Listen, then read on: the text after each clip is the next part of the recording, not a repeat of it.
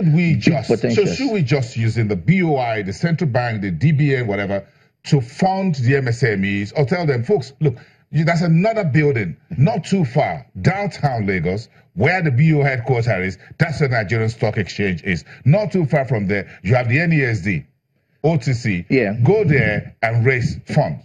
Now, this is where the issue is. Like I mentioned at the introduction, that the market is a barometer for measuring the economy.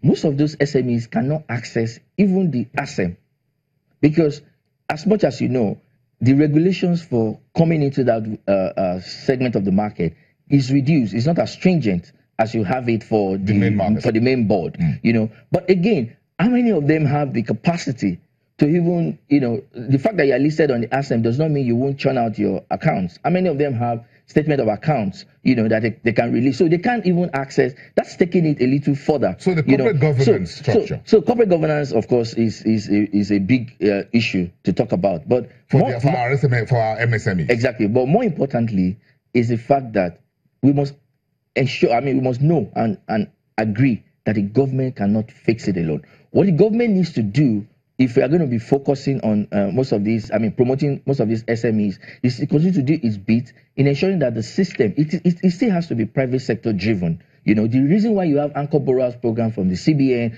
or MSME fund is just because you're trying to provide credit at a cheaper rate. But again, it's possible that with an efficient system, with the monetary policy, you know, and appropriate systems put in place, you can get the banks, you know, to even finance most of these businesses, you know. But that will not come if you do not have, we have the credit bureau, luckily now, you know, if you do not have appropriate system where the banks are sure that if I deploy funding to this particular sector, I'm going to be able to get my money back. You know, if that is not assured, then no private sector will want to invest.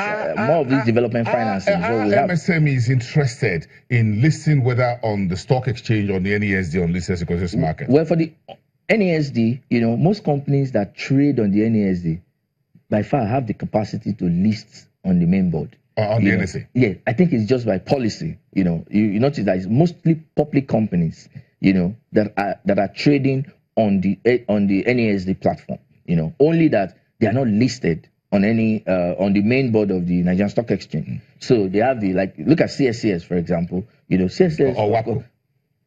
WAPCO? Yes, or WAMCO. Oh, WAMCO. Yes, WAMCO. WAMCO by far. The first line. If Friesland WAMCO was listed on the NSE, we rank as top second to Nestle. 1 to 20 of companies listed on the NSE. You know, this is a company that does revenue in excess of 120 billion annually, but it's listed and it's trading on the on the NESD OTC. So it's just by policy. Maybe those companies do not want to list on the main board.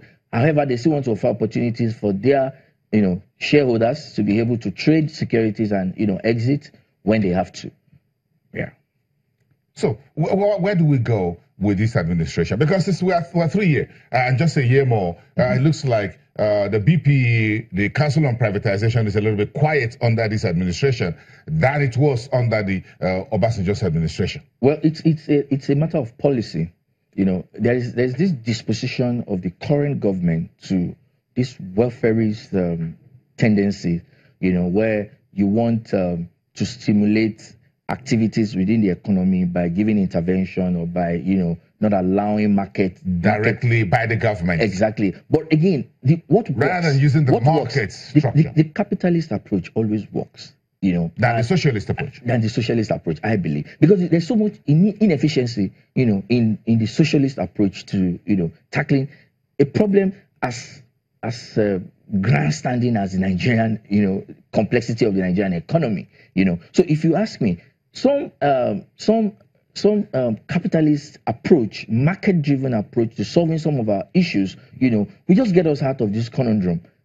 Look at the power sector, for example. Let the government please, whatever intervention, like I mentioned, that there is inefficiency in the intervention that we've been saying. Whatever intervention the government has to do, why don't you, tie it to what you believe? For instance, I personally believe that metering is a big elephant that if you solve, within the power sector, if you solve most of the liquidity government issues. Just announced 39 billion for those who are interested in the new MEP, which is the meter asset providers. You are interested? You want to supply meters? I know of that.